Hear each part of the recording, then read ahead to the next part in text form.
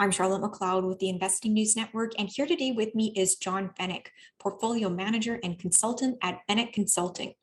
Just a reminder before we get started that if you enjoyed this video, make sure you hit the like button and subscribe to our channel. John, thank you so much for joining me today. Great to see you. Likewise, thanks for having me. Yeah, of course. And since it is our first time speaking with you, I thought we could start off with a little bit of your background and to get a sense of what you do at Feneck Consulting. Sure.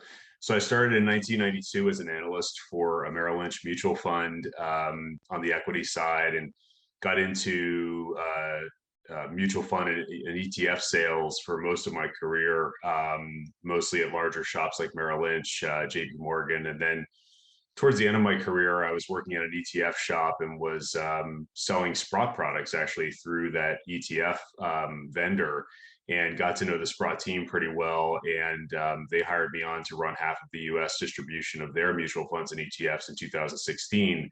So that was a great opportunity for me to, get to know Eric, Rick, and the whole team there, and just really helped me, immensely with my style. And alongside of that, in 2016, I started my own portfolio. So our track record now at Feneck Consulting is 6 years long plus. And our track record is extremely strong versus the peer group, because we're very active traders, right? So we're not, buy and hold. We think that theory is flawed.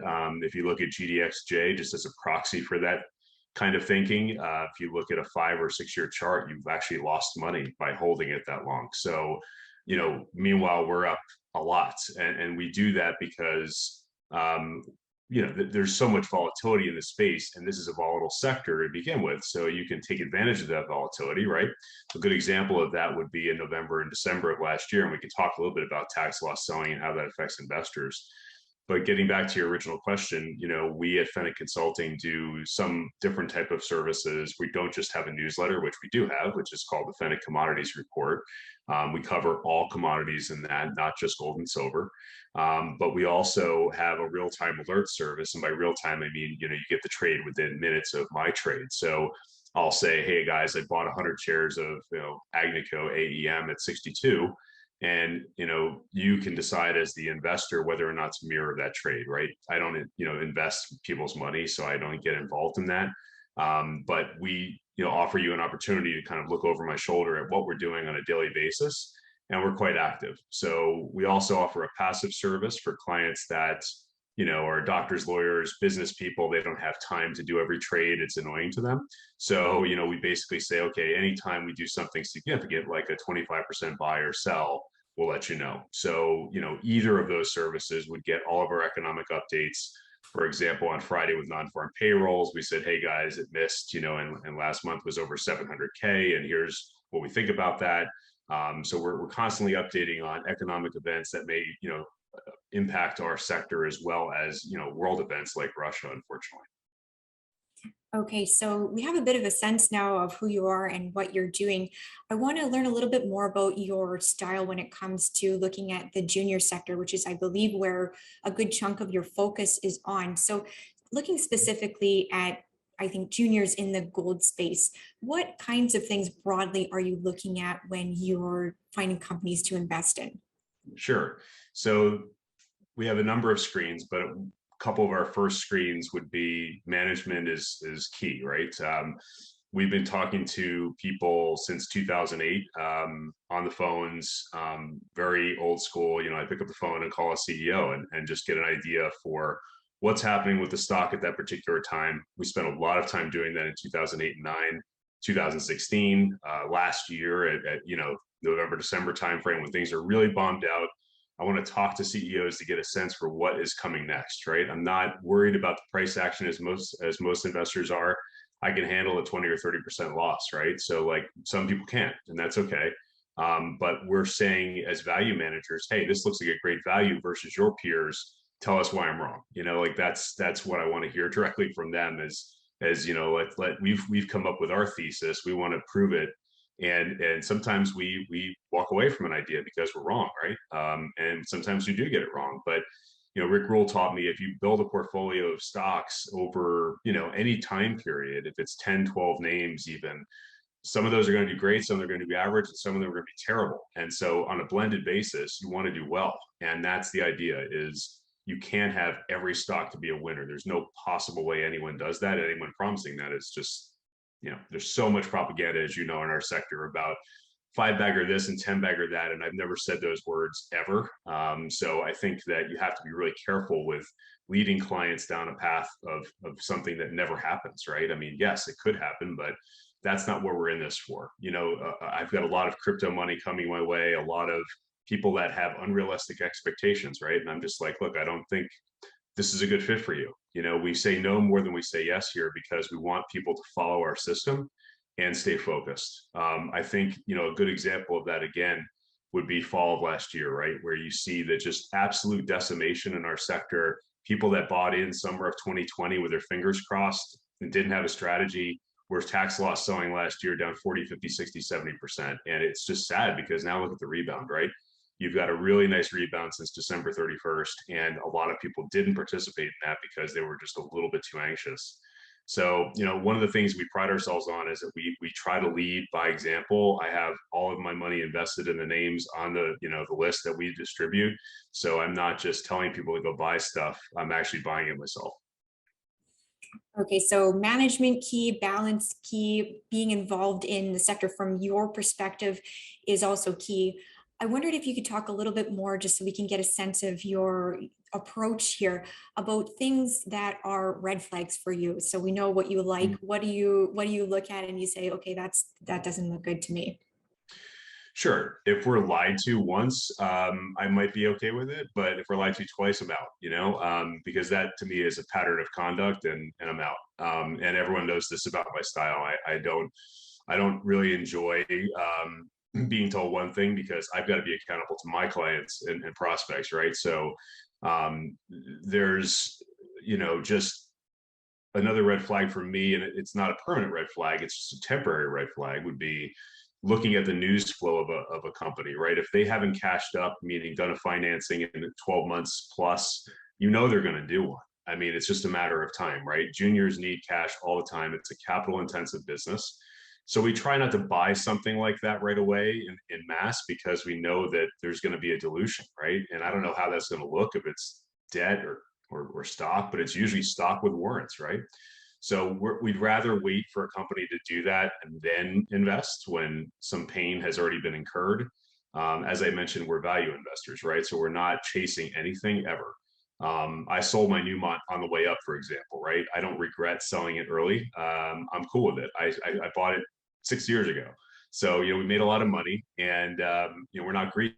So we try to tell people, red flag, another red flag would be, let's see, red flags. So, well, just this year, if you look over the last 6 months, not trying to single these companies out, but like Argonaut and Integra, they've had PFSs, right? And these PFSs have shown that their CapEx is much higher than they expected. Was that deliberate on their part? No, it's simply commodity prices going up and they have to show that in the report, right? And so then investors freak out and sell, really hard. And so we're avoiding, certain companies this year that have PFSs coming because we think that the news flow has been just looking at the companies that have had these kind of experiences over the last few months has been pretty detrimental to their share price. So, like I said, we're looking for certain things that are as shorter term and intermediate term investors, right? We're looking for things that could affect our thesis, negatively in the short term. Okay, yeah, I always think that's a fun question to ask because it's great to hear about the positive things, but I like to know what people are looking at on the negative side. So Sure. those are some of the general things that you're looking at. I wondered if we can get a little bit more specific in terms of the gold equities this year. Where are you seeing opportunity? And that could be, we could talk about size of company, jurisdiction, or you can get more specific on the names if you would like. Sure. So as a portfolio manager, we have about 45 names in our portfolio. Many people that come to me want to buy 5 or 10 stocks. That's okay, but you're taking a massive amount of risk when you only invest in a handful because things can go wrong, just like I outlined, right? And so we try to use something like GDX as a core holding, like maybe a 5% weighting.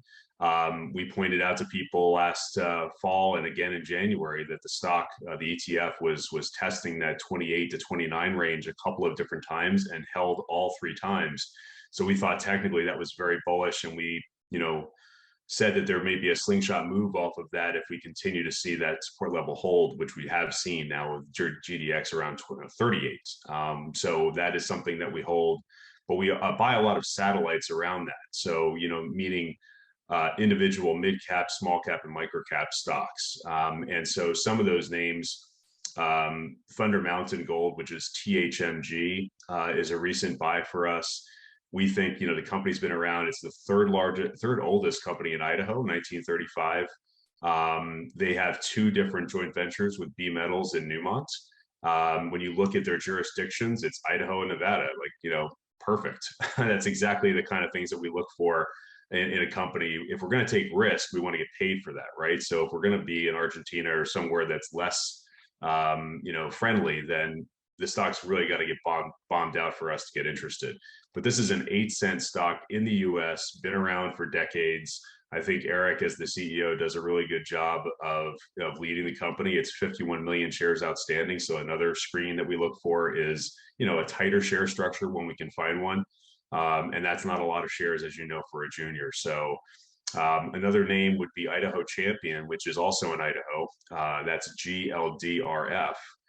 Stock is at 0.046, but if you look at the chart, it hit, like 25 plus last year. It's hard to really express how much of a value this is right here. I think there's two projects that are 100% owned in Idaho, both gold, but they also have 600 or 400, 620 claims, I think, in the cobalt space. So if you're following, that part of the world, Jervois has, I think 300 or 400 claims right near them. But if you look at their share price, it's been one of the best mining stocks over the last number of years to own.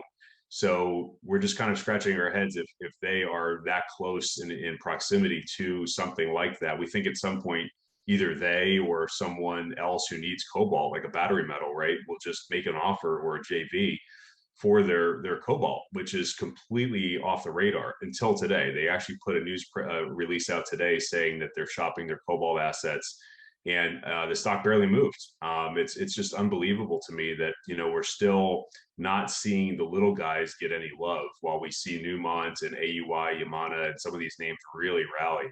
So I think that disconnect will go away here in the coming months, and we're going to be ready for it. Yeah, and of course, that's what everybody wants to know. I think, like, when does that trigger flip? And what are your thoughts? Like, in the coming months, what do you think would be the catalyst there, if you have one in mind? Well, Russia's a huge wild card for me. I know that some don't believe in the political thing affecting our sector, which I disagree with. I think that Russia's been way more aggressive than the average investor could have ever imagined. And I don't know how that plays out. We still have an ongoing situation that's fluid, right? So I do know that it's affected the commodities world greatly. And so when you look at the shortages that were at the exchange already, now, you layer this on top of it. How does that play out? I think commodities look great, over the next couple of months or years here, just because of what's happened pre-Russia and now during this crisis. And then you have CPI raging higher alongside of that, right? These are all really, really bullish signals for commodities. But I think that the Fed is all powerful, right? You saw the Fed minutes really roil the broad market today. The Fed, Brainerd, who's very dovish, typically was very hawkish yesterday. And then Powell's been holding true to his March 16th statement of we're going to raise rates a number of times this year. If you look at the Fed Watch tool, it's calling for 7 hikes in 2022. So I'm not in that camp. I mean, it could happen, but it's not going to happen without pain, right? If you get 7 hikes, I think the broad market's off a lot from here, like a lot. And I don't think the market is really going to be able to absorb 175 basis points or whatever that looks like. Yeah, these were things that were kind of on my list to ask you about Russia and the Fed. So just a couple of follow-up questions here. With Russia, when the Ukraine invasion first started happening, we had the big increase in the gold price. And I think people were pretty quick to say, okay, geopolitical events that can cause the price to spike, but it doesn't have a lasting impact. Do you feel that it's priced in at this point, or any further thoughts there? I don't know that it's priced in because we don't know how this is going to end. I do know that once Russia, if Russia decides to, come to the table in a meaningful way, like a real discussion, I think that a resolution would be pressure on our sector because we've gotten a bump from this volatility, and I think we'll see some pressure on shares and on metals coming out of that. But I don't know how that looks. I don't think anyone can say they know how that looks. I think everyone has been surprised by how this is all played out. And so as long as that's out there, that's something to be concerned about. And your other question was regarding the Fed? Yeah, so with the Fed, of course, everything that's going on relates back to inflation. And maybe we can now take this back to what's going on in the gold sector with the miners there. Because as we've been hearing, all these discussions around inflation over the last more than a year, I've been really curious about how this is playing out for the companies in the space, and not Mhm. just the large ones, but also the smaller juniors. So maybe you can share your thoughts there. Well, higher CPI has not translated into higher miner prices.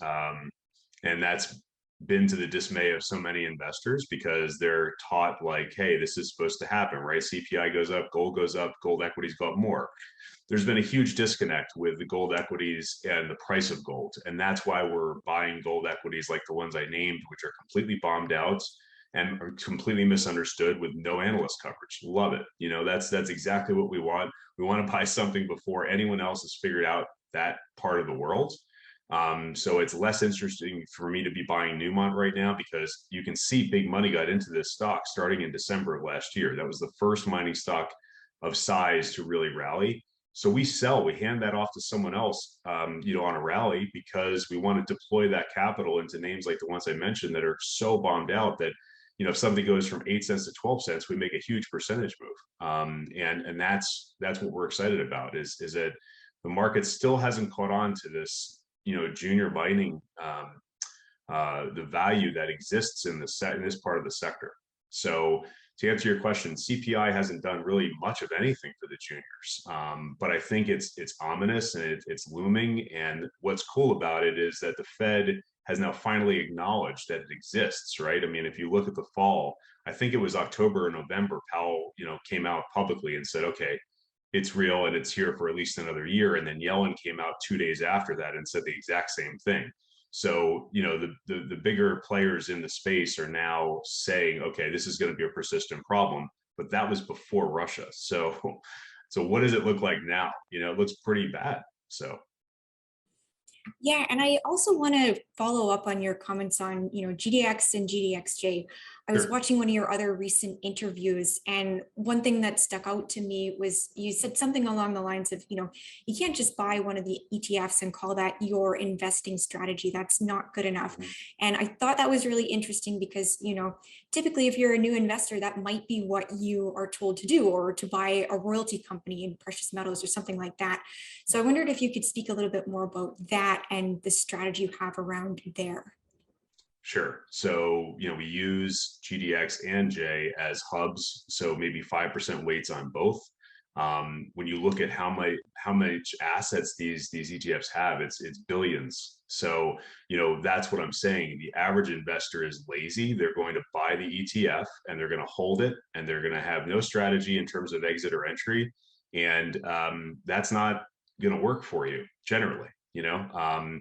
So go back and take a look at GDXJ over 4, 5, 6, 7 years, whatever. It's literally lower today in the 46, 47 range than it was then. So yeah, that's why big money hasn't come to our sector yet. When everyone asks me when is the generalist or when is the portfolio management, kind of BlackRockish, Vanguardish kind of money going to come in, they're waiting for a rally. That's how they work. They don't buy something cheaply like we're trying to do. many of them will wait for some type of momentum and then latch on to that. You're seeing that in NEM right now, right? That's where the big boys are playing. They're playing something with a 3 to 4% div and something that has been around forever, right? So they know that there's more security in that, and I think GDX is also benefiting from that, right? Because Newmont's in GDX, AUI is in GDX. So some of these stocks that are doing really well are in the bigger ETF. Okay, that makes a lot of sense. You've got to be a little bit more agile than maybe people want to be, but it's Mhm. yeah. So the other thing I wanted to ask you about was trends in the gold space. So we all know the things that are going on with the price. We have some idea. We've talked a little bit about how different issues are affecting the miners. What else are you seeing there? Because you're watching this very closely. Is there any other trends that are jumping out? Well, one trend that hasn't played out yet is the price of oil just ascending every single week. It seems that will be a drag on larger mining companies that are producing. Right, at some point, that's going to factor into their bottom line and hurt revenues. It hasn't really gotten there yet, but that is something to be concerned with. Right, so we're watching that. As I mentioned, we're watching the PFSs that come out this year because of the higher capex and trends that we're seeing there. We're watching geopolitical situations in places like Chile and Peru and other parts of the world that have nothing to do with Russia, but are getting sold off because of political leadership there. And some of them were bottom fishing because we really believe that it's a temporary situation. One name that comes to mind is Aftermath Silver, AAGFF. They're in Peru and Chile, so they're a poster child for what I'm talking about. But they have two large open pitable silver deposits, and I know they're economic. From the work that I've done at much lower silver prices than we see today. So there's value in the ground there. Peru is going to have a new leadership change. As you know, they've had 5 or 6 regime changes in the last 5 or 6 years. It's like clockwork. Castillo will not be around in 3 or 4 years, right? So like the temporary pressures we see from a leader like that are going to be gone potentially next year. So, as value investors, we'll buy something like that, hold it, and wait for systems to change. All right. And just because we're going over towards silver now, of course, gold is not the only thing that you focus on. Precious metals are not the only thing. What other commodities are you watching right now that you think investors should maybe keep an eye on? Sure. So I'll give you one follow-up silver name. In full disclosure, it is our largest holding, and I've known the company for over a decade. Golden Minerals is AUMN. It trades on the NYSE Light, so there's plenty of liquidity. If you look at their most recent news, they came out with net present values, which are known as NPVs, on a couple of their projects, right? So Rodeo is around 23 million, I think. Gardenia is around 119 million. And if you add in El Cavar, which is a large silver play in Argentina, which is joint ventured with Barrick, you're looking at easily over 200 million in NPV right there. And the stock is, got a market cap much lower than that. But that's not factoring in, other projects that they have that have exploration upside. So we think there's a lot of potential there. I was talking to Don Durrett about that stock just today, who's one of my competitors and friends who runs coldstockdata.com. And Don said, wow, this thing looks really cheap here at 46, 47 cents. So, I mean, I'm happy that someone, who has even more experience than I do in this space is looking at something like that and giving us, some more, reason to own it. So pivoting to other metals, I mean, copper for us has been something we've been bullish since May 2020. We went on a podcast just like this and talked about some of the different things that could be catalysts for copper in terms of the electrification of the world, the battery movement, et cetera. But we didn't think it was going to get this good. I mean, I don't think anyone did. Back then, we were probably at like 330 a pound. We said you had to get through 350, then 380, then 4. If it broke 4, that's kind of like your all-in moment, and it turned out to be the case with a lot of names. If you look at COPX, that's the ETF that's the copper big boys, kind of like a GDX for copper. And that chart looks beautiful. It's really done well over the last number of years, especially recently. But we're not going to buy COPX here. We actually sold it recently because we're going to buy bombed out copper stocks that no one's ever heard of, right? And I say that, broad brush, but we're buying something like Braveheart, which is RIINF. Fundamental research just came out not long ago, probably 4 or 5 months ago, and I think they have a 35-cent US price target. I'm probably getting that wrong, but I'm being conservative. It's probably higher. Stock's just at 7 cents right now. So that would be a five bagger from here. They came out with a report on their Thierry mine just 2 days ago. And the CEO there, Ian Burzens, made a great transaction. They bought that for under $1 million. And if you look at the PEA, I mean, it's got an NPV of, I think, 480 million. I mean, it's just unbelievable to me, some of the value in some of these names, right? It's like, if you do the math and actually have an analytical background like I do, and have a couple people behind me that can do that kind of research, it's pretty interesting to see just how much value exists in some of these names. But I like Braveheart because they're not only copper, they're also palladium. And Another name in copper will be Granite Copper. I just met with the CEO, Tim Johnson, last week at a conference. Um, he came out with great news again in March, just a few weeks ago, and is kind of scratching his head as to why the market hasn't responded, because that was around 11 cents. The stock's currently at 0.125. It's barely moved, right? It's like they've extended their mine life by 100%. It's like, wow, okay, so no one really cares about some of these names, but copper's running for the hills, making all-time highs this year. At some point when copper breaks $5, I think that's going to be the bell that rings that says, oh my gosh, I got to buy anything with the word copper in it. And so that's why we're buying Braveheart and Granite here at bottom prices, just because we know that they're going to get a bid at some point. Yeah, that definitely makes a lot of sense. And I think one thing that I'm taking away from what you've been saying is we've seen big moves in a lot of these commodities that you're talking about.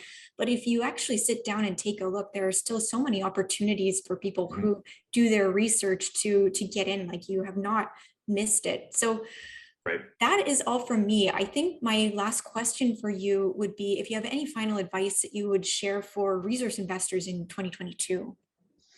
Sure. So, I've said this on my last few podcasts, and I'm not going after Seeking Alpha, but they have so many different writers out there that write for very little money, and charge very little money for their services, right?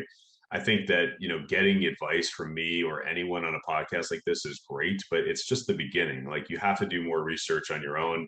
You have to make sure it's a good fit for your investment thesis. You have to look at your risk tolerance. If a stock goes from 20 cents to 10 cents, are you still holding it? Most people are not. I am. As a value guy, I'm just going to buy the dips and keep holding it because I keep talking to Ian at Braveheart and Tim at Granite, and I have a lifeline to these CEOs where the average client does not.